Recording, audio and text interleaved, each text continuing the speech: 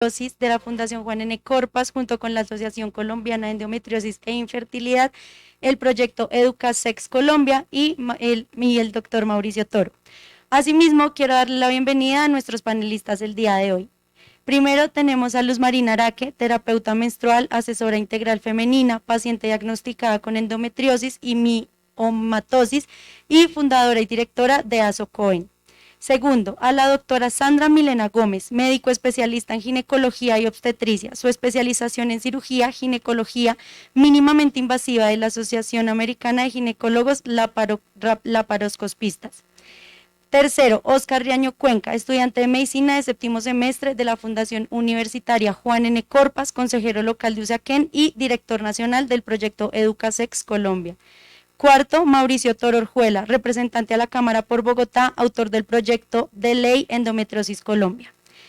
Este conversatorio endometriosis busca abordar la relevancia de la patología desde distintos factores que se articulan entre sí para esta finalidad, como lo son el contexto clínico y epidemiológico para comprender la enfermedad, el entorno biopsicosocial de las pacientes diagnosticadas y que conviven con la enfermedad, y por otro lado el vacío legal que existe en la materia de salud pública para tamizaje, diagnóstico oportuno y enfoque diferencial de tratamiento. Y por último, la importancia de tener una ley que recoja todas estas necesidades y establezca una hoja de ruta para el abordaje integral en el país. En esto entonces le damos la palabra a la doctora Sandra Milena Gómez. Nuevamente bienvenida, doctora.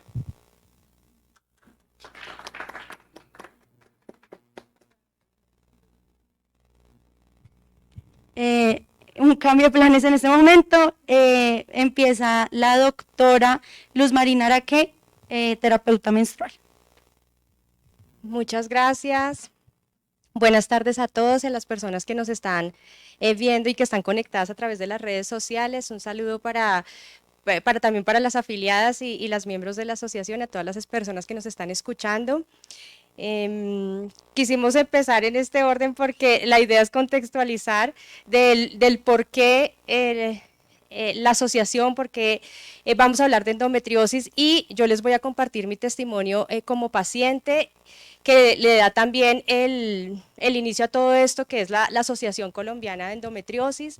Yo fui diagnosticada hace 25 años y para contextualizar un poquito, en esa época no había ese acceso que hay hoy en día a las redes sociales, no había redes sociales en esa época, ese acceso al doctor Google y pues a toda esa información que hoy en día está a la vuelta de un clic. En esa época yo tenía 17 años y el médico me dice, usted tiene una enfermedad que es crónica, no tiene cura y no va a poder tener hijos de manera natural. Cuando me dicen eso a los 17 años, obviamente para mí fue impactante, tenía muchos planes, incluso pensaba viajar cuando saliera del colegio y pues no pude hacerlo, tuve que someterme a terapias hormonales, a procedimientos quirúrgicos y pues había poco conocimiento sobre esta enfermedad. Yo ni siquiera había escuchado esa palabra en mi vida, nunca había escuchado endometriosis, no sabía qué era. Entonces, pues como paciente es retador, sobre todo cuando te dicen que es una enfermedad que te va a acompañar durante mucho tiempo, durante toda la etapa menstrual hasta la menopausia. El panorama no era el más alentador y de todas maneras yo dije, bueno, si eso es lo que yo tengo que vivir, entonces vamos para adelante. Empecé todo ese proceso que no fue fácil. Esta es una enfermedad que se vive en silencio y en mi caso la viví con mucha soledad. Nadie en mi familia la tenía, así que me sentía como la rara del paseo, por así decirlo, y no tenía a quién preguntarle, no tenía con quién hablar del tema. Muchas de las dudas no eran resueltas en el momento, así que la viví durante muchos años en silencio y soledad, y eso lo hizo todavía más difícil. Fueron casi 12 años de muchas hormonas y todos pues, sus efectos secundarios de no solamente el dolor físico e incapacitante, sino también todo ese reto a nivel emocional y mental que trae también esta enfermedad y el contexto que nosotras las pacientes vivimos en cuanto a nuestras relaciones de pareja, nuestras relaciones con el entorno, nuestros sueños y deseos a nivel académico, profesional, personal. Yo tuve que aplazar muchas de las cosas que quería hacer, tuve que dejar ir muchas de las oportunidades que se me presentaron a raíz de la enfermedad, porque Muchos piensan que es simplemente un dolor menstrual, pero realmente es una enfermedad multisistémica que nos afecta en muchos aspectos y que nos incapacita cuando incluso se diagnostica de manera tardía. Así que fue unos años muy complejos para mí, muy retadores, y finalmente logro salir del país, tuve la oportunidad de irme a estudiar por fuera y empecé a averiguar cómo estaban haciendo allí para tratar a mujeres como yo, que además tengo dos patologías, endometriosis y miomatosis, y encontré pues el abordaje integrativo, una manera como alternativa, diferente a lo que a mí me habían planteado inicialmente. Empiezo a aplicarlo en mí, viendo unos resultados increíbles, recupero mi calidad de vida, cosas cotidianas que de pronto para alguien sea algo que incluso no le presta atención, como subir escaleras o ir al baño solo, eran cosas que yo no podía hacer cuando estaba con la menstruación porque era completamente incapacitante. Entonces empecé a recuperar mi calidad de vida y 12 años luego del diagnóstico quedó embarazada de manera natural, en contra del pronóstico pues, que me habían dado inicialmente, y yo siento que ese fue para mí el punto de inflexión en el que dije, bueno, si yo logro calidad de vida y además logro embarazarme, pues otras mujeres también pueden vivir la misma experiencia que yo estoy viviendo en este momento, y es ahí, estando en embarazo de mi hijo mayor Tomás, que nace la idea de crear la Asociación Colombiana de Endometriosis e Infertilidad, buscando inicialmente el poder agrupar a las pacientes y brindarles información, acompañamiento y que ellas no se sintieran tan solas como me sentí yo y que no vivieran en silencio la enfermedad como sí lo viví yo, y ese es como el inicio de la asociación. Ya llevamos 11 años trabajando en educar, en sensibilizar, en generar conciencia sobre la endometriosis, incluso también otras patologías femeninas, y sobre todo en acompañar y orientar a las pacientes, en ser también un sostén y contenerlas, porque esta no es una enfermedad fácil de llevar. En Colombia lo que sucede en Colombia, el contexto en Colombia es que las pacientes en promedio son diagnosticadas 8 o 10 años después de sentir los primeros síntomas, y esto hace que cuando finalmente reciben ese diagnóstico, pues la enfermedad ha avanzado mucho, ha hecho estragos, por así decirlo, y esto es todavía más difícil para nosotras de asimilar, de vivir. Muchas de las afiliadas han perdido órganos, han sido mutiladas, su sueño de ser mamás ha sido eliminado, entonces no es fácil. Muchas han perdido también sus trabajos, muchas han tenido que dejar a un lado sus estudios. Esto es una enfermedad que no solamente incluso nos afecta a nosotras como pacientes, sino a todas las personas que nos rodean, ¿no? A nuestro círculo más cercano. Por eso una de mis afiliadas decía, esta no es una enfermedad solo de quien la padece, sino de todo su núcleo familiar, y es así. Por eso recientemente incluso el presidente de Francia decía, la endometriosis no es una enfermedad que debe preocuparle solamente a las mujeres, sino a toda la sociedad, y así es. Y básicamente eso es lo que hacemos en la asociación, acompañar a las pacientes y brindarles orientación, apoyo en todo este proceso, y pues brindarles también el acceso a consultas, exámenes diagnósticos con expertos, con especialistas en el abordaje integrativo.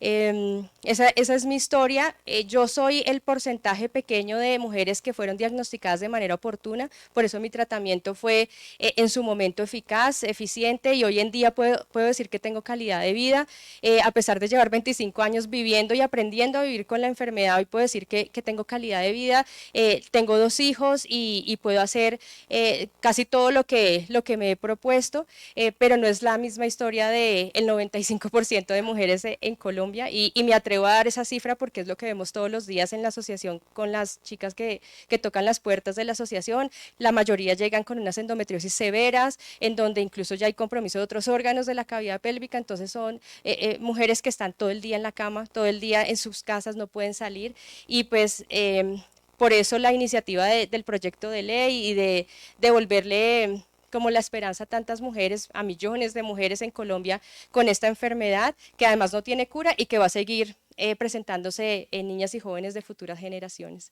Entonces, pues eso es como lo que somos, lo que hacemos. No es fácil vivir con esta enfermedad, pero sí se puede controlar los síntomas y encontrar calidad de vida. Y ese es el mensaje como de esperanza que siempre me gusta dejar también a quienes la padecen, que no pierdan como esa ilusión de poder hacer las cosas que quieren hacer y de lograr sus metas, si es posible, estando acompañado de especialistas y, pues rodearse de los expertos y de personas que lo apoyen a uno en todo este proceso. Muchas gracias. Muchas gracias, Luz Marina, por compartirnos tu testimonio, por compartirnos este gran proyecto que tienes. Y entonces ahora sí, le damos la palabra a la doctora Sandra Milena Gómez. Y doctora, nuevamente bienvenida. Bueno, muy buenas tardes a todos y a todas. Esto es un proyecto muy bonito y me encanta estar acá porque nosotros desconocemos completamente qué es la endometriosis. No solamente las pacientes, sino muchas colegas no saben qué es la enfermedad. Y como dice Luz Marina, se vuelve un transitar muy lento. No solo en Colombia, sino en el mundo, la enfermedad se está tardando casi 8.5 años en ser diagnosticada. No solo en nuestro país, ¿no? Estamos mal, pero también todo el mundo está tratando de luchar porque sea una enfermedad reconocida. La endometriosis es una enfermedad que normalmente cuando nos formamos de médicos nos la nombran, pero nunca nos nombran la severidad, ni siquiera como especialistas. Ya como subespecialistas es que estamos empezando a ver, en verdad esto existe, las mujeres lo están presentando. 1 de cada 10 mujeres tiene endometriosis. Entonces, si juntamos a 10 amigas, alguna de nuestras amigas la va a padecer. Tenemos que hacer conciencia en eso. ¿Qué más tenemos que tener en cuenta? Afecta nuestra principal momento, que es nuestra edad reproductiva, afecta nuestra calidad de vida, no solamente nos afecta la parte física, generándonos todos los cambios hormonales, generando todo ese implante endometrio a nivel fuera del útero, que existen muchas teorías, no hay una sola explicación que nos diga por qué esto pasa, sino que necesitamos muchos focos de atención y al mismo tiempo muchos focos de tratamiento. Nuestras pacientes con endometriosis también sufren no solamente de los cólicos, del dolor con las relaciones sexuales, del dolor al ir al baño, del dolor al orinar, sino también generan un dolor pélvico crónico que si no lo tratamos adecuadamente, después de 6 meses se perpetúa. Sencillamente generamos cambios a nivel cerebral que nos vuelven más sensibles al dolor. Entonces, cuando no tenemos un diagnóstico oportuno y llegan así después de tanto tiempo, pues es una paciente que no solamente va a tener la endometriosis, sino va a tener muchas más otras cosas asociadas. Es súper importante desde la parte médica hacer conciencia de que tenemos que educar a las pacientes, tenemos que educarlas y empezar a decir que se sospecha desde los síntomas. Desde que la paciente llegue con los síntomas, empezar a aprender el foco y empezar a abrir la mente y decir, puede ser una endometriosis. No tenemos un examen diagnóstico 100% que podamos enviar como médicos y decir, este es el que es, este es el examen de sangre, no existe. Sí existen exámenes para la endometriosis que se clasifica de 3 formas: superficial, ovárica y profunda. En este momento contamos con ecografía de mapeo para endometriosis profunda y con resonancia magnética para diagnosticar la endometriosis ovárica y la endometriosis profunda. Pero también estos exámenes tienen que ser vistos por personas entrenadas en la enfermedad.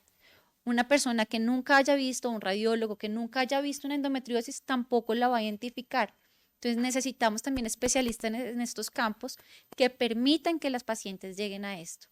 Y si el tratamiento que decidimos dar tiene que ser un abordaje integral, no es solamente un tratamiento médico, un tratamiento hormonal, porque sí, se lleva al bloqueo hormonal, se lleva a que la paciente no presente el dolor con la menstruación, pero ¿qué está pasando con el resto de síntomas? ¿Qué está pasando con el síntoma gastrointestinal, con el dolor, con la parte muscular, con la parte emocional? Entonces ahí cuando nosotros hablamos que la endometriosis no es de un solo médico ni un solo especialista, necesita un grupo integrado para el manejo. Entonces eso es súper importante tenerlo en cuenta. Ese es el mensaje que les quiero decir. Y es muy importante que no normalicemos las cosas, no normalicemos el dolor, no normalicemos los cólicos, no lo hagamos, consultemos, que seguramente por algo está pasando y es un síntoma que el cuerpo nos está hablando. Muchas gracias, doctora Sandra Milena. Muchas gracias, doctora Sandra Milena. Esperamos aprender mucho en este foro más adelante. Y pues ahora es el turno de Mauricio Toro. Mauricio, bienvenido. Muchísimas gracias a la universidad por abrir estos espacios de debate, de diálogo sobre algo tan importante para la salud de Colombia entera, porque como decía Luz Marina, este es un tema no solamente de las personas menstruantes, de las mujeres, sino de su entorno familiar. Y frente a lo que dice la doctora Sandra, pues es impresionante la falta de conocimiento y de protocolos alrededor del sistema de salud, y pues gracias además a la Asociación Colombiana de Endometriosis e Infertilidad por liderar estas banderas de sensibilizar y de tratar de romper las barreras y los estigmas que hay alrededor de la enfermedad. Yo estoy aquí porque les quiero contar una historia. ¿Por qué estoy aquí? La gente dice, bueno, ¿qué hace un congresista de la República sentado aquí alrededor de esto? Y la historia es muy bonita porque yo tengo una iniciativa que se llama Mauro Venga Le Cuento, de gobierno abierto, donde las personas pueden ingresar a mi página web, inscribirse para una cita y contarnos sus preocupaciones, sus angustias, sus propuestas, para saber si hay una solución a partir de un proyecto de ley o de un debate de control político, que es la función que debe hacer cualquier congresista de la República alrededor de las necesidades ciudadanas. Un día se inscribe en un grupo de personas, la Asociación Colombiana de Endometriosis e Infertilidad. Entonces, pues llegan a mi oficina y quiero decir que no es la primera vez que yo oía la palabra endometriosis. Yo había oído en mi familia la palabra endometriosis hace unos años, y eso me generó como un recuerdo no grato de lo que había pasado. Yo tengo una prima que cuando estábamos en el colegio, éramos contemporáneos, tenía dolores menstruales supremamente incapacitantes, pero eran supremamente dolorosos. Y yo me acuerdo que la respuesta del colegio y de los médicos de ese momento fue: la niña necesita tratamiento psicológico, porque lo que ella está tratando de hacer es llamar la atención, porque es que menstruar no duele tanto, es que menstruar no duele. Entonces lo que ella está tratando es de llamar la atención, y a ella hay que hacerle un tratamiento psicológico porque quiere llamar la atención. Yo no sé si en la casa las cosas estén bien. Y esto empezó a ser recurrente. Y yo empecé a vivir en mi familia como mi prima, que era mi parcera, con la que jugaba, con la que me entretenía, cada tanto tenía un dolor tan fuerte que era, ay, no jodas más, no fregues más, no. Y esto fue toda la vida. Ella luego se va a vivir a los Estados Unidos. Y en los Estados Unidos logra el diagnóstico y le dicen: tienes endometriosis. Para la familia y el grupo cercano fue súper doloroso porque la habían estigmatizado toda la vida. Y cuando el médico le dice: es que es un dolor que antes esta muchachita camina. O sea, lo que esta señora tiene, porque ya estaba grande, es un milagro que ella esté aquí y no haya sido peor. Tiene endometriosis y desde toda su vida ese dolor antes camina. Y nosotros como familia empezamos a sentir pues un arrepentimiento gigantesco de la estigmatización de lo que había pasado alrededor de ello. Y bueno, ella empezó su tratamiento y hasta ahí yo la había oído mencionar. Muchos años después llega a la asociación y dije: Dios mío, o sea, no es una mujer, son cientos. Y las cifras que nos da la asociación es que 3 millones de mujeres, de 2 a 3 millones de mujeres diagnosticadas de un universo de 7 u 8 que todavía no han sido diagnosticadas oportunamente en Colombia. Y eso trae problemas de todo tipo, problemas de costo fiscal, si lo queremos ver como lo ve el Congreso de la República. ¿Por qué? Porque es productividad, un problema de productividad. En la medida en la que uno diagnostica una enfermedad a tiempo, reduce los problemas de productividad, y eso tiene que ver con temas económicos y de nación, tiene que ver con temas de dignidad de todas las mujeres y personas menstruantes, tiene que ver con un tema de acceso a derechos mínimos. Y ahí empezamos a decir, bueno, ¿qué hay que hacer? Y empezamos a co-crear un proyecto de ley que hoy hace curso en el Congreso de la República. Con sorpresa nos hemos encontrado con que no ha sido fácil sacarlo adelante, por el desconocimiento, doctora Sandra, por el desconocimiento, Oscar. Empezamos a encontrar que uno dice: Dios mío, y lo vivimos nosotros juntos, médico, ginecólogo, miembro de la Comisión Séptima que se encarga de aprobar estos proyectos, y dice: no es para tanto. Y no lo culpo, porque precisamente de eso estamos tratando de hablar, de poder sensibilizar frente a una enfermedad que es completamente desconocida y que aún así, cuando salen los exámenes, pues no la encuentran. Y empiezan a decir: pero ¿por qué tiene que haber un protocolo y un diagnóstico especial a una enfermedad tan escasa? Cuando les llevamos las cifras de que no es una enfermedad escasa, que aún así lo fuera, necesita un protocolo y un diagnóstico, pues empezamos a sensibilizar a esa comisión. pero todos los palos en la rueda para que se pudiera aprobar en primer debate un proyecto que no va a ser fácil, por el desconocimiento que hay alrededor de una enfermedad incapacitante y discapacitante. Así que aquí estamos tratando de aportar, porque esto no es un tema de colores, esto no es un tema de ideologías, esto es un tema netamente de salud, de dignidad y de acceso a oportunidades. Por eso, para tratar de hacer esto un tema social, logramos que firmaran congresistas de todos los partidos políticos, porque nos sentamos y dijimos, por ser un tema de salud pública, esto tiene que estar acompañado por gente de todos los partidos. Y logramos eso con Asocoen, 2 congresistas de cada partido político, porque es un tema de salud pública, es un tema de dignidad y de nación, de país, de productividad, de derecho y acceso a la salud. Y ahí sí vamos. Bueno, y la Comisión Legal por la Mujer, que también está integrado por mujeres de todos los partidos políticos, porque de eso se trata. Y aquí estamos, yo todos los días aprendo y me sorprendo de las cifras que hay, que yo tengo la esperanza de que el Congreso va a poder entender la necesidad para que podamos avanzar en esto. Entonces, gracias, y esa era la historia que les quería contar. ¿Cómo termina? Pues un hombre, además, y fuera de eso, pues un congresista de la República en un tema tan importante. Muchas gracias, Mauricio, por esa historia, por la introducción. Y ahora entonces le damos la palabra a Oscar. Oscar Riaño Cuenca, adelante, por favor. Gracias, buenas tardes para todas y todos. Bueno, primero agradecerles a ustedes por estar acá. Sé que no es fácil, pero bueno, muchas gracias. Bueno, como si fuera poco, el hecho de que las mujeres y las personas menstruantes tengan que enfrentarse múltiples dolores y múltiples situaciones de salud, tienen que enfrentarse a un sistema de salud, que ha sido un sistema que les ha cerrado las puertas, que a pesar de que en una estatutaria promulga calidad, oportunidad, disponibilidad y un sinfín de principios, realmente se ha visto que no se cumplen, y lo hemos visto en esas cifras que dan de un promedio de 8.5 años para una mujer ser diagnosticada con una enfermedad tan discapacitante como lo es la endometriosis, es algo alarmante. Y bueno, hablemos de contexto. De pronto una mujer en la ciudad que tenga acceso a la salud, que pueda ir a un especialista, que tenga la facilidad a un mes de ir a un ginecólogo.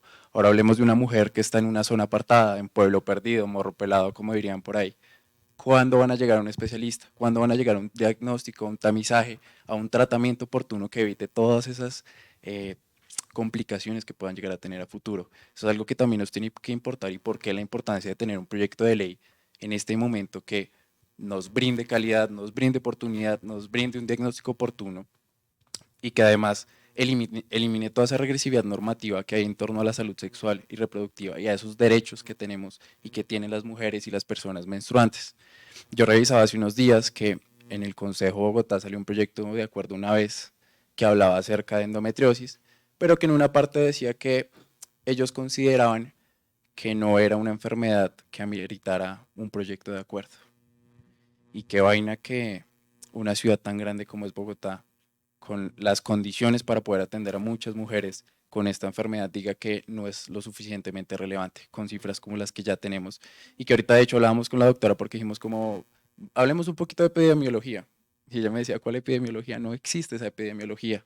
Y es por eso que necesitamos empezar a trabajar desde la sociedad civil, porque es muy importante que la sociedad civil se empiece a involucrar en estos temas, que empiece a trabajar de la mano con múltiples actores del sistema como los médicos, el personal multidisciplinario, porque aquí no es solo un médico, sino psicología, trabajo social y todas las ramas que necesitamos que se involucren en este proyecto de ley.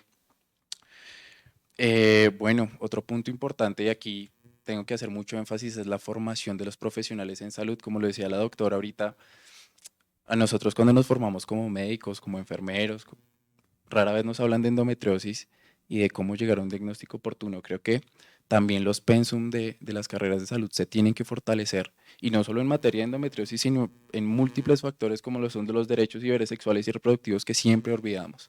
Entonces, un llamado es a que como sociedad civil, como ciudadanos, como personas que conocemos, personas que sufren de endometriosis, como pacientes de endometriosis, unamos fuerzas y empecemos a trabajar por este tipo de iniciativas que realmente, como lo decía Mauricio, no son un tema de colores, de partidos, de iniciativas, de prestigio, sino un tema de salud pública que nos tiene que interesar a todos, porque esto no solo le afecta a las personas que sufren de endometriosis, sino a todo el mundo.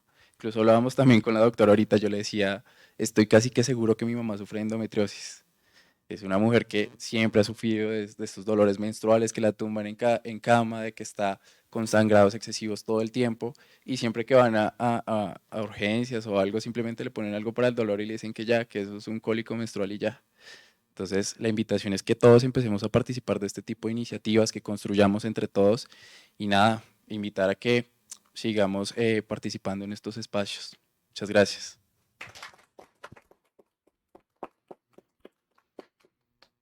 Muchas gracias, Oscar. Y bueno, en este momento damos abiertas, abrimos, perdón, el espacio para las preguntas y comentarios del público. También por las redes sociales recibimos preguntas. Y doctora, Sandra Milena, yo acá tengo una pregunta que me hace, que me llega por la red social de la Corpas, y es, ¿tener cólicos es normal? No, no es normal. Sí podemos tener un poco de dolor al momento que tenemos la descarga de sangre, pero tiene que ser un dolor que es tolerable, que no nos tiene que incapacitar, que no tiene que requerir un medicamento para que este dolor pase. Entonces, ahí entramos a decir que no todos los cólicos son normales. No sé si en las redes sociales de Asocoen haya preguntas o el público tenga alguna pregunta. Claro que sí, Mauricio, sigue. Y quiero decir algo que nos preguntan usualmente a Luz Marina, a mí, bueno, pero ¿qué incluye ese proyecto de ley? ¿Qué va a cambiar ese proyecto de ley? ¿Por qué un grupo de especialistas? ¿Por qué un grupo de expertos? ¿Por qué la sociedad civil le propone al país un proyecto de ley de este tipo? Y yo les quiero contar aquí 7 de los puntos que aborda el proyecto de ley para garantizar el derecho de una atención integral de las mujeres y las personas menstruantes a ser diagnosticadas oportunamente. Lo primero, pues es que podamos incluir los procedimientos y los tratamientos y los medicamentos dentro del plan básico de salud, porque lo que nos encontramos, y lo decía Oscar, en los municipios más alejados de este país, donde más pobreza, y no nos vamos tan lejos, Bogotá tiene muchas localidades donde las personas no pueden acceder a un diagnóstico temprano porque les toca pagar cualquier laparoscopia, cualquier tamizaje o cualquier examen diagnóstico a unos precios. Pues estábamos hace poquito en una reunión con Luz Marina y había una mujer que decía que tuvo que pagar 10 millones de pesos por todos los exámenes de diagnóstico. Entonces, lo que busca en primer lugar es que los procedimientos estén incluidos dentro de ese plan básico de salud. En segundo lugar, pues la ruta de diagnóstico, para que cuando una mujer, una persona menstruante llegue, pueda ser diagnosticada porque el médico o la médica hace un checklist para garantizar a tiempo, como fue el caso de Luz Marina, que se descarte o se confirme la enfermedad. El abordaje integral. Lo hablaba Luz Marina, lo hablaba la doctora Sandra y Oscar, que es importante que nosotros podamos garantizar el acceso a los tratamientos, a las operaciones y a todo lo que tiene que ver con eso.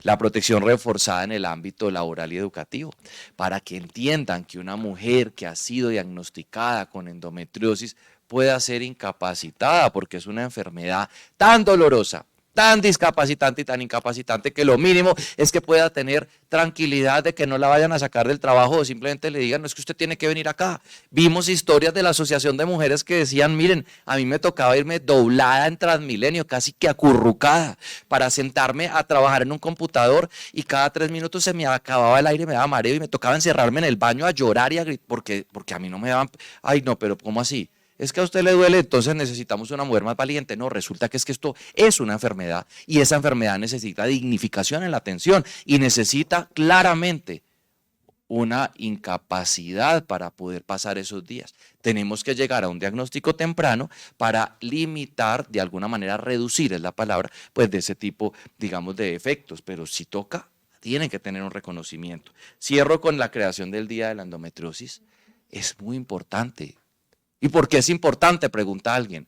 Porque necesitamos activar la conversación en todo el territorio nacional. Porque son muy pocos los subespecialistas, como lo decía la doctora Sandra. Pero ¿qué hacemos con el resto del talento humano en salud que está en municipios lejanos que no tienen acceso a ello? Pues que por lo menos se pregunten porque conocen y oyeron de un día muy especial. Y cierro pues claramente con lo que importa aquí es el Registro Nacional de Pacientes para que podamos saber cuántas mujeres y personas menstruantes pueden estar diagnosticadas o pueden tender a esta enfermedad para de esa manera tomar mejores decisiones de política pública, que es lo más importante dentro de eso, y así que las entidades de salud actualicen sus protocolos y podamos garantizar un mejor tratamiento y dignificación de la vida de las mujeres y personas menstruantes. Muchas gracias, Mauricio, por esa interesante intervención. Ahora vamos con una pregunta del público y seguimos con las preguntas de Asocoen.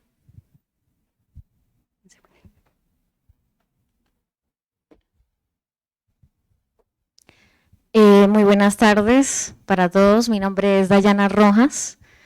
Estoy muy contenta de estar aquí, de verdad, participando en esta charla tan importante, en este conversatorio. Mi pregunta va directamente a la doctora Milena.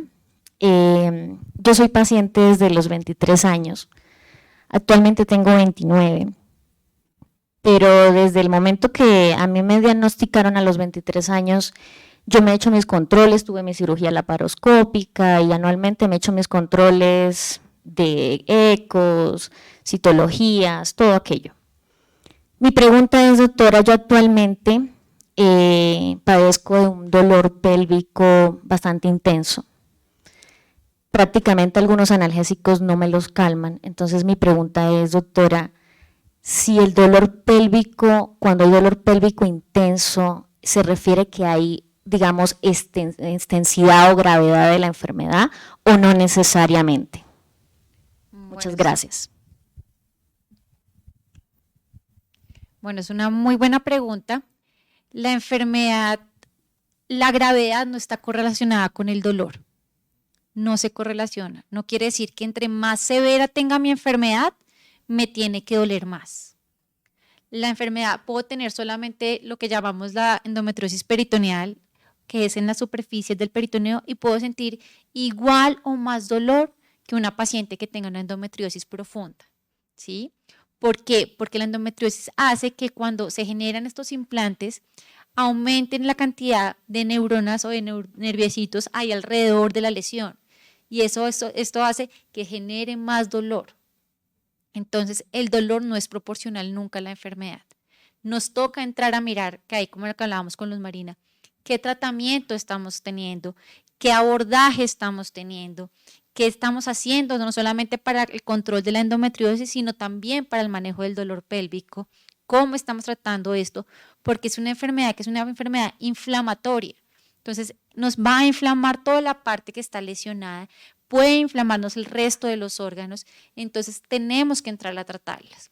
La cirugía es una muy buena condición, pero las mujeres solamente deberían ser llevadas a una sola cirugía, una cirugía completa, donde se les haga todo lo que se tiene que hacer. Porque cada vez que yo hago cirugías y otra cirugía, se crean adherencias que más adelante me pueden afectar esto. Por eso nosotros hacemos tanta énfasis en que si yo voy a operar a una paciente, vamos preparados, como decimos, con todo, para tratar de hacerle lo mejor que se pueda, tratar de limpiar todos los focos de esa enfermedad y no tener que una cirugía y otra cirugía como le pasa a la mayoría de las pacientes. Las cirugías generan dolor y también el no tratamiento de ese dolor adecuado nos puede volver a cronificar ese dolor. Continuamos con las preguntas por parte de la red social de Asocoen. Pues hay varias como de, como de consulta médica, pero hay una muy importante, que si la histerectomía cura la endometriosis.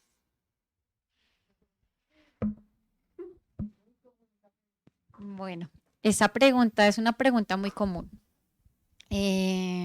No, no es el tratamiento definitivo, la endometriosis no tiene una cura, es como decirle al hipertenso que tomándose una pasta ya va a estar curado. No, es una enfermedad que va a afectar todo el tiempo su calidad de vida, mientras que tenga una edad fértil, reproductiva, mientras que seamos unas mujeres hormonalmente activas. Entonces la histerectomía no es la cura de la enfermedad. Muchas gracias, doctora. Vamos con la siguiente pregunta. Gracias. De pronto es más de una pregunta, pero bueno, espero que no sea impertinente. La exposición que han hecho pues muestra la relevancia de esta patología, digamos que a todas luces, y las dificultades que se tienen y que viven las mujeres en todo el país y en el mundo entero. Pero bueno, voy a hacer un par de preguntas, de pronto un poquito de abogado del diablo, poniéndome en esa posición de las personas que estamos afuera y que no conocemos mucho la enfermedad, que desconocemos esta realidad que ustedes nos muestran y que también pueden estar haciéndose organizaciones de profesionales o estudiantes o tomadores de decisiones en política pública. La primera tiene que ver con el sistema de seguridad social en salud. Teóricamente, en la actualidad el sistema tiene incluidas todas las tecnologías y todas las intervenciones para todas las patologías, a no ser que estén expresamente excluidas. Y ese caso, digamos que no aplica para la endometriosis. Entonces, digamos que en ese sentido lo que nos comparte Mauricio, pues probablemente digamos que no lo comprendo muy bien, pues de acuerdo a esa realidad. Lo segundo, en la parte, digamos que la repercusión que tiene que ver con el ámbito laboral, que me parece completamente comprensible, ¿cuál sería, digamos, el impacto fiscal que esto pudiera tener por esas incapacidades y cómo lograr que esto no se convierta en un medio para discriminar a las mujeres, digamos que con esta patología? Porque pues la realidad es que estamos en una sociedad sin enfoque de género, bastante machista, que preferiría de pronto emplear a personas que no tuvieran esta patología para que no se incapaciten. Y tercero, ¿por qué la vía es una nueva ley? Porque digamos que en ese orden de ideas uno pensaría que pues, hay patologías como el síndrome de ovario poliquístico, la miomatosis, que afectan a muchas personas, pero entonces terminaríamos como con leyes para cada una de las patologías que existen, y así podríamos hablar de la migraña o de la artrosis, entonces terminaríamos con una ley específica para cada patología. Por ahí mis preguntas. Vale, primero, muchas gracias por la pregunta, porque fue este tipo de preguntas las que salieron en el primer debate. En primer lugar, lo decía la doctora Sandra, y es la falta de conocimiento de la enfermedad para un diagnóstico temprano que termine evitando luego lo que pasa alrededor de la enfermedad.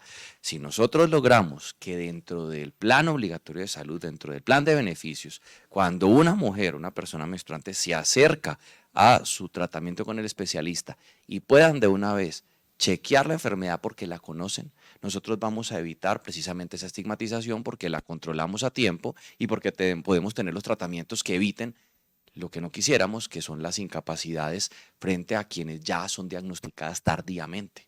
Entonces, por eso hablábamos de eso, de que esta enfermedad tiene un comportamiento tan silencioso que a veces es difícil de diagnosticar.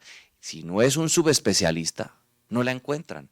Y estamos hablando de 8 millones de mujeres en promedio, que incluso podrían ser muchas más.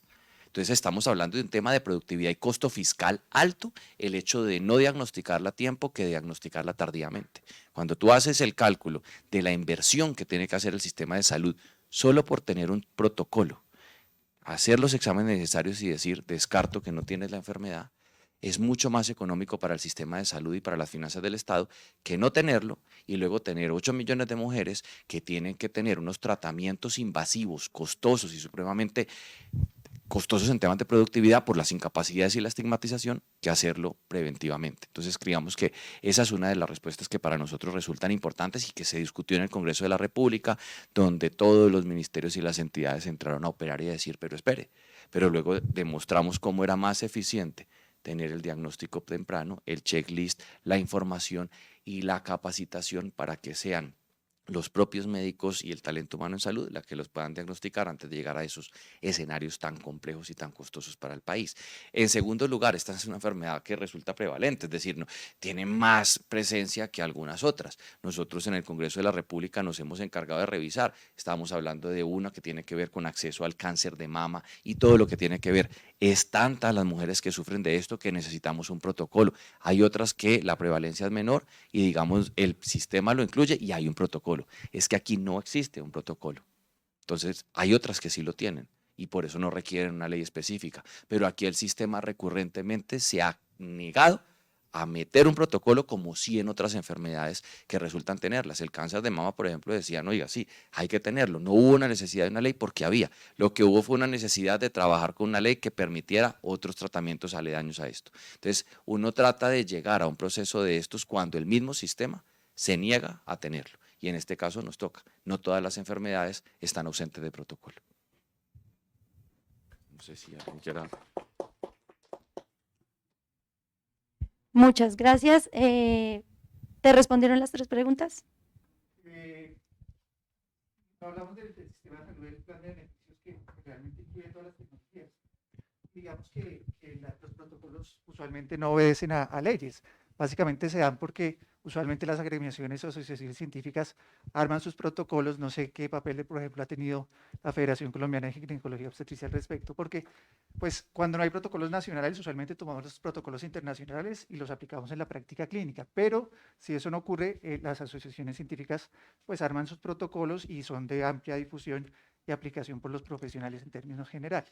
Que ese es el escenario ideal, pero esa no es la realidad de las EPS en Colombia. Y esa ha sido una lucha dolorosísima y dura, porque las EPS al final son un negocio de rentabilidad. Entonces podrá decirlo cualquier asociación, podrán decirlo los mejores expertos, pero esto es un tema de PIG. Entonces si a la EPS le parece costoso, la palabra de usted es muy bonita, linda, hermosa, pero no aplica. Nosotros necesitamos que exista una ley en los casos en los que ya hemos demostrado que aunque las asociaciones médicas y científicas dicen tiene que haber un protocolo, las mismas EPS dicen baila, plata, pero estamos pagando el tratamiento y hay la plata suficiente. Entonces es donde nosotros entramos a trabajar y decirle a las EPS, no lo quisieron hacer voluntariamente. Las asociaciones de médicos lo recomiendan, pero aún así ustedes no creen que sea necesario. Y aunque responden las cifras, ustedes no responden a ellas y nos toca entrar precisamente a operar como no quisiéramos, porque este es un Estado supremamente legalista y yo soy, de hecho, enemigo de exceso de regulación. Pero hay momentos en los que se requieren medidas afirmativas para garantizar que el sistema de salud que tiene los recursos entre a operar porque es más costoso para la nación no hacerlo. Las EPS no piensan a largo plazo, sino de inmediato, el PIG anual, pero no calculan el costo de la nación de lo que implica una tutela para acceder a un servicio y luego una denuncia de un paciente de una demanda porque se lo negaron y esto no lo asumen las EPS, sino que lo asume la nación, el bolsillo de los colombianos, cuando las EPS tienen el recurso.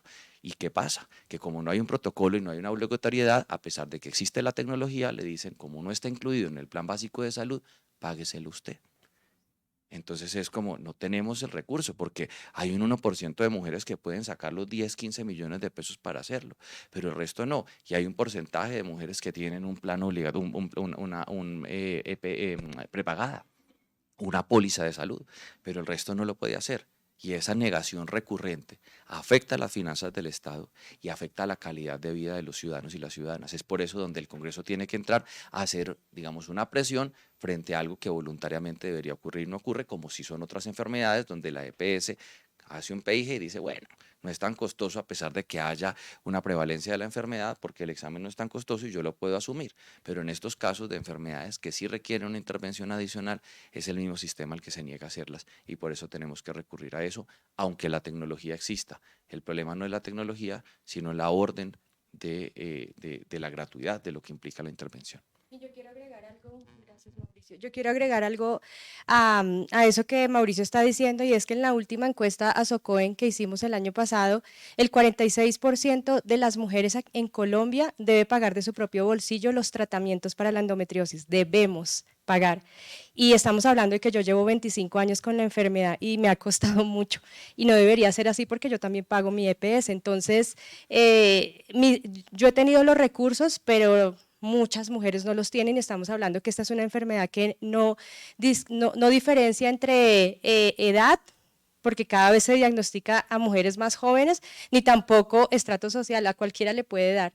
Entonces, también hay que pensar en las mujeres que están en las zonas rurales, a las mujeres campesinas que están sufriendo con esta enfermedad que además no tiene cura y que nos acompaña hasta la menopausia. Incluso mujeres después de la menopausia siguen teniendo dolor y tenemos muchos casos en la asociación. Entonces, sí, lo correcto sería que desde desde el tema de seguridad social se cubriera todo lo que nosotros necesitamos para tener calidad de vida y una vida sin dolor.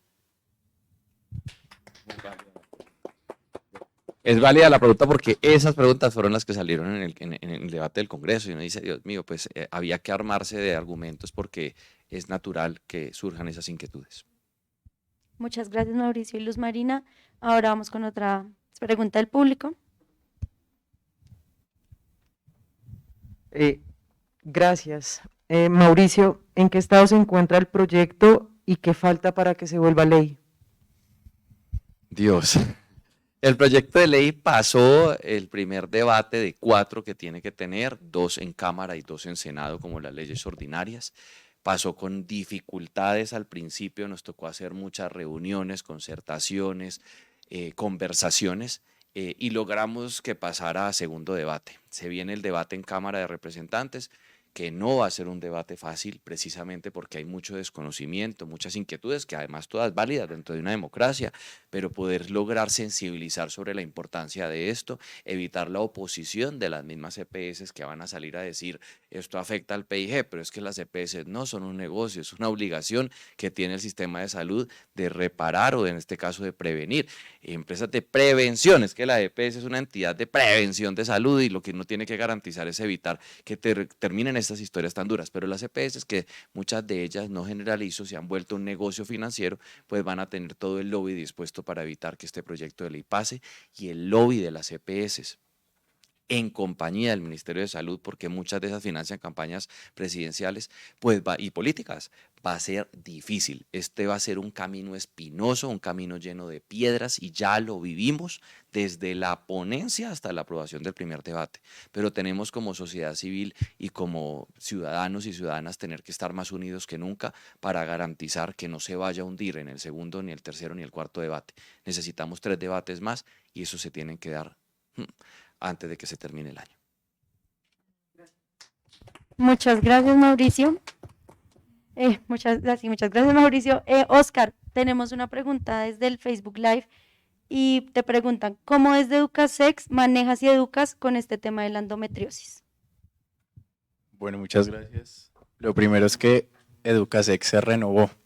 Educasex había sido una asociación que se había enfocado netamente en trabajar el VIH en población joven del país.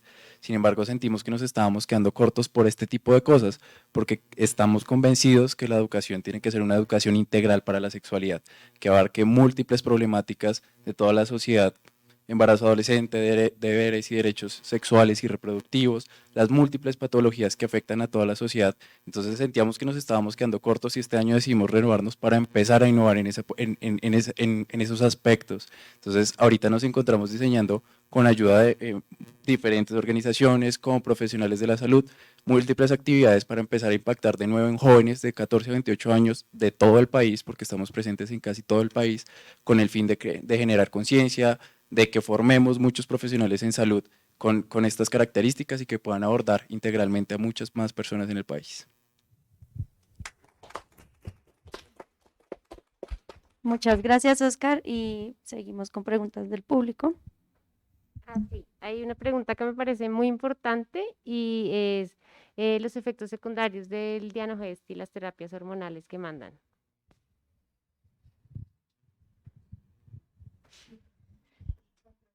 Sí.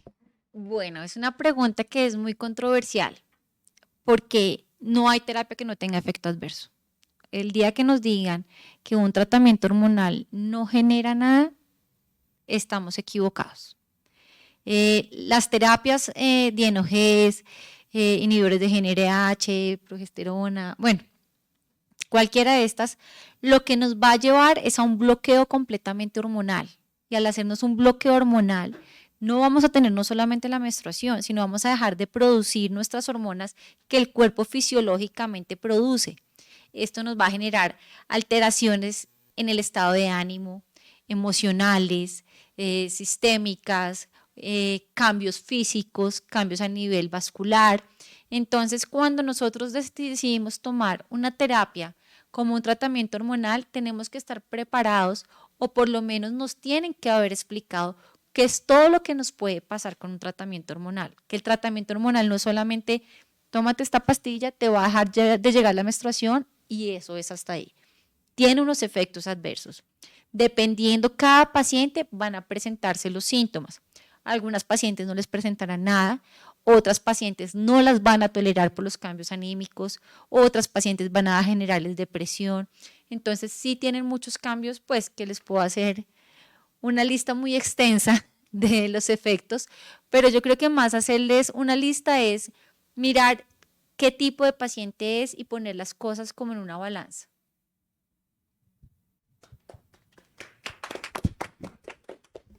Muchas gracias, doctora Sandra. Tenemos una pregunta para Luz Marina acá en el Facebook Live. Nos preguntan cuál es el proceso para ser parte de la asociación. Gracias. Bueno, ser parte de la asociación es muy sencillo. Tenemos la inscripción digital. Simplemente van a nuestro sitio web www.endometriosiscolombia.com, afíliate y allí en 2 simples pasos pueden ser parte de la asociación. También lo pueden hacer a través del WhatsApp corporativo y simplemente se inscriben y tienen varios beneficios por ser parte de la comunidad. ¿Nos nombras los beneficios? Por Claro favor, que Luz sí. Marina. Bueno, primero reciben una asesoría, una orientación inicial y las referimos con los especialistas acorde a su caso específico, porque esta es una enfermedad que debe tratarse de manera individualizada. Entonces nosotros tenemos convenios con un equipo multidisciplinario de especialistas como la doctora Milena, que dependiendo del caso de la paciente las acompañan en todo su proceso. Además de esto participan del grupo de apoyo, que es muy importante. Esta es una enfermedad crónica que nos acompaña durante muchísimos años y que no es fácil vivir con ella y todos los síntomas, así que tener esa red de apoyo es fundamental para poder lidiar con ella. Y aparte de eso, pues están los convenios que tenemos a nivel nacional. Y también muchas actividades, charlas, conversatorios, foros, talleres que tenemos durante todo el mes para que las afiliadas estén enteradas, actualizadas y que sean ellas también soberanas de su salud, de lo que está pasando en su vida y tengan las herramientas necesarias para que puedan lidiar, por así decirlo, con esta enfermedad. Gracias. Muchas gracias, Luz Marina. Ahora seguimos con una pregunta del público y luego...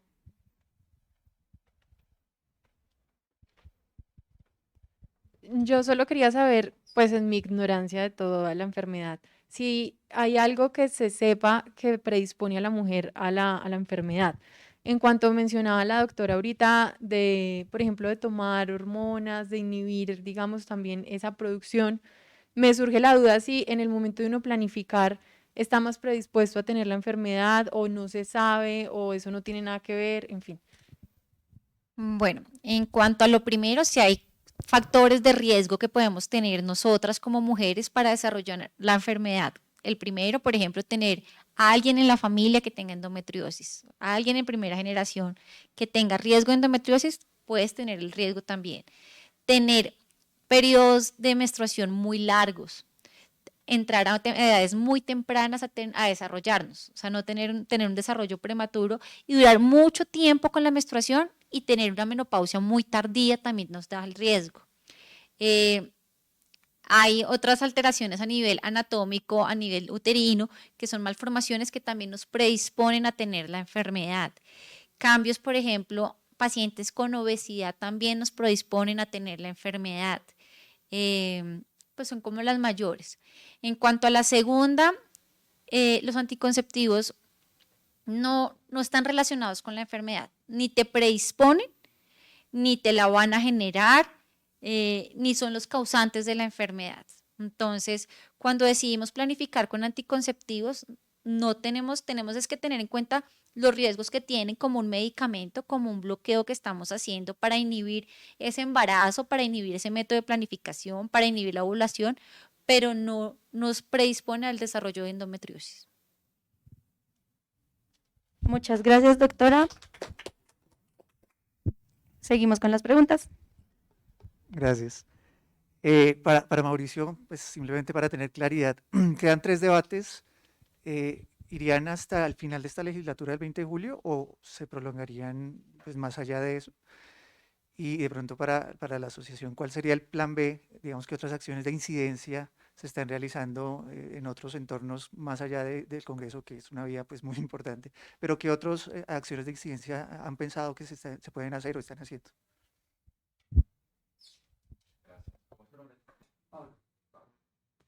Pablo, gracias. Es buena pregunta. Nosotros, el óptimo es que podamos tener el segundo debate antes de que se acabe esta legislatura, que es el 20 de junio, para que nos queden 2 debates a partir del 20 de julio, que le tocaría al nuevo Congreso de la República que llegue. Ese es el óptimo. Si no tenemos un debate antes del 20 de junio, digamos que estamos a salvo porque logramos en esta legislatura tener el primer debate. Si no hubiéramos logrado el primer debate en esta legislatura que termina el 20 de junio, hubiera hundido el proyecto y fracasado. Es decir, el óptimo de nosotros es lograr, para estar como laxos, poder lograr el segundo debate antes del 20 de junio. Si no, no pasa nada, pero se nos acumulan 3 debates del 20 de julio al 20 de diciembre. Y eso, por la congestión de proyectos, es difícil. Son más de 450, todos de una relevancia elevada. Entonces, el óptimo día, lo que le estamos apostando es tratar de terminar el segundo antes de que termine este congreso, que es el 20 de junio, donde además yo termino mi periodo, y tratar de sacarlo. El siguiente, los 2 que faltan, pues sea que yo logre quedar reelecto y en su defecto, si no, pues desde afuera estar haciendo la empujada para que pueda terminar. Si no se termina antes del 20 de diciembre, los debates se hunden. Bueno, y con respecto a lo que estamos haciendo como asociación, nosotros llevamos ya 11 años trabajando, sobre todo acompañando a las pacientes, pero también generando conciencia en la comunidad. Y no ha sido fácil, es retador.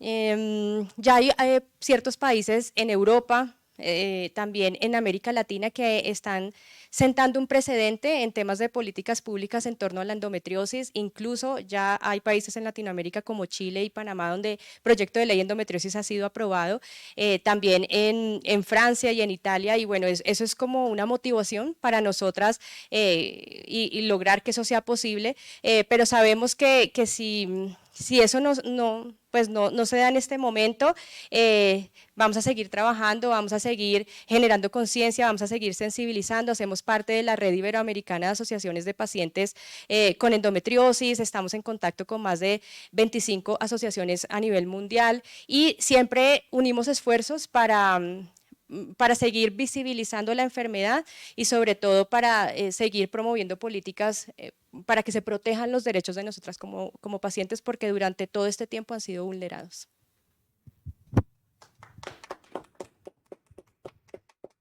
Muchas gracias, Luz Marina, y listo. Yo quisiera un poco, hemos visto a lo largo de las leyes que se aprueban en el Congreso, que la mayoría que son imposibles pues necesitan un poco de la presión social, de la presión de los ciudadanos, de la presión de los medios. Entonces yo quisiera, Luz Marina, que nos contaras nosotros como ciudadanos y Mauro, qué podemos hacer, cómo nos podemos sumar a la causa, independientemente de si sufrimos la enfermedad o no, cómo unimos esfuerzos para hacer posible que la endometriosis pues sea una ley cubierta por el sistema de salud colombiano. Yo siempre he dicho que si conoces a 10 mujeres, la endometriosis está en tu círculo.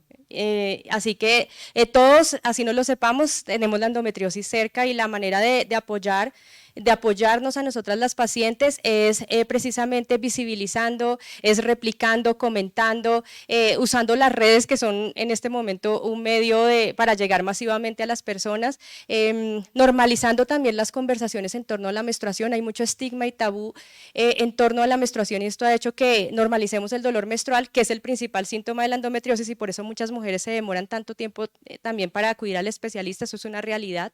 Entonces aquí también hay un tema de tabúes, de estigmas que tenemos que ir rompiendo. Educación menstrual lo necesitamos, pero básicamente el apoyo es precisamente ayudándonos a visibilizar. Yo quiero decir que el papel de la sociedad civil y de la ciudadanía es fundamental para poder externalizar y sacar de ese debate la importancia de la aprobación de una ley. Yo que fui ponente de la ley de prohibición de asbesto, 10 años intentando 8 proyectos de ley que se habían hundido, y cuando la sociedad civil decidió decir, no más, esto necesita visibilización, esto necesita conversación, esto tiene que sacar, lo tiene que sacar el Congreso adelante. Todos se unieron en los debates, cubrían, tuiteaban, hablaban, le hablaban al Congreso, a todo el mundo, a todos. Cada uno había votado por alguien y le decía, oiga, yo voté por usted, yo espero que usted me responda qué piensa de esto, y logramos sacar una ley después de tantos años. Me pasó con comida chatarra, que soy autor de esa ley. Fueron 8 años de intento, 8 años de bloqueos, 8 años de un poder de la industria de tratar de que esto no se hiciera, y fue la sociedad civil, las asociaciones, los ciudadanos los que empezaron a presionar y a decirle al Congreso, oiga, usted me representa y yo necesito que esto salga adelante, y empezaron a abordar a cada una de las personas que van elegido, a decirle usted cómo va a votar, porque yo lo apoyé, yo espero que usted no me haga quedar mal con eso que yo hice, y esa presión social logró que después de tantos años me apoyaran para eso. Me pasó con pago a plazos justos, es decir, al final el poder ciudadano sí se ve reflejado en esas decisiones del Congreso cuando todo el mundo se une alrededor de la presión al Congreso y unidos empiezan a decirle a los medios, ayúdennos a que esto salga adelante, porque de otra manera es imposible. Así que el papel de la sociedad civil es fundamental para empujar esto, y en este caso pues va a ser muy importante el papel de todas las mujeres y las personas menstruantes, asociaciones, universidades, gremios y ciudadanos de a pie y sus familias. Bueno, y hay algo que también vivimos aquí en el gremio médico, y fue la ley de residencias médicas, una ley que también peleamos y que realmente se logró fue por esa presión social de estar un montón de estudiantes, de residentes, de médicos parados en el Congreso con batas diciéndoles, oiga, regulen, oiga, ayuda. Y fue esa presión social, esos tuiteratones, esos plantones en la Plaza de Bolívar y todas esas acciones colectivas como sociedad civil, como gremio, como grupo, que fueron los que lograron esos impactos. Entonces creo que eso tiene que ser un pilar fundamental en el trabajo colectivo para lograr esta ley.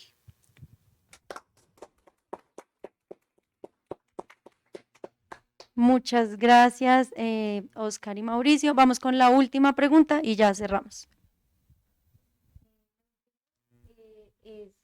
La mandó Natalia, una de las abogadas que escribió la ley, es parte de ASOCODEN, también es paciente y quiere que hablemos de COVID y endometriosis. Bueno, con el COVID ha pasado algo muy particular, y es que nos ha alterado todos los ciclos menstruales. Las mujeres nos hemos visto afectadas, no independiente si tenemos endometriosis o no tenemos endometriosis. El COVID ha afectado todos los ciclos, toda la producción hormonal de la mujer. Hasta ahorita se están empezando a ver unos artículos donde están empezando a ver la asociación con la inflamación generalizada que presenta el COVID, porque no se había visto antes. Entonces, además, no solamente el COVID, sino la vacunación, también hemos visto que ha tenido cambios en los ciclos menstruales. Personas que se les acortaron los ciclos, personas que se les alargaron. Y entonces, ¿qué pasa con las personas con endometriosis? Pues son las que más las han sentido, porque si a mí se me alarga el periodo menstrual, pues voy a generar el doble del dolor que si tenía un ciclo que ya era doloroso, pero que era más corto. Además de eso, con el COVID, es una enfermedad inflamatoria. La endometriosis también es una enfermedad inflamatoria. ¿Qué está pasando? Que me vuelve a reactivar la enfermedad que, si bien la tenía controlada con los medicamentos, con mi tratamiento, esto otra vez vuelve y me la detona. Entonces, cuando tenemos esta detonación otra vez, es como si volviéramos a arrancar de cero. Nos toca volver otra vez al tratamiento, a ver qué está pasando y mirar cómo nos está afectando, porque a cada persona las está afectando de forma diferente. Pero sí está pasando y sí nos están cambiando los ciclos secundarios del COVID. Muchas gracias, doctora. Finalmente, a nombre de las instituciones, organizaciones y todo el equipo de trabajo, agradecemos a todos y a todas, tanto virtual como presencialmente, la asistencia al conversatorio sobre endometriosis. Esperamos verlos nuevamente en otro espacio y muchas gracias. Feliz noche.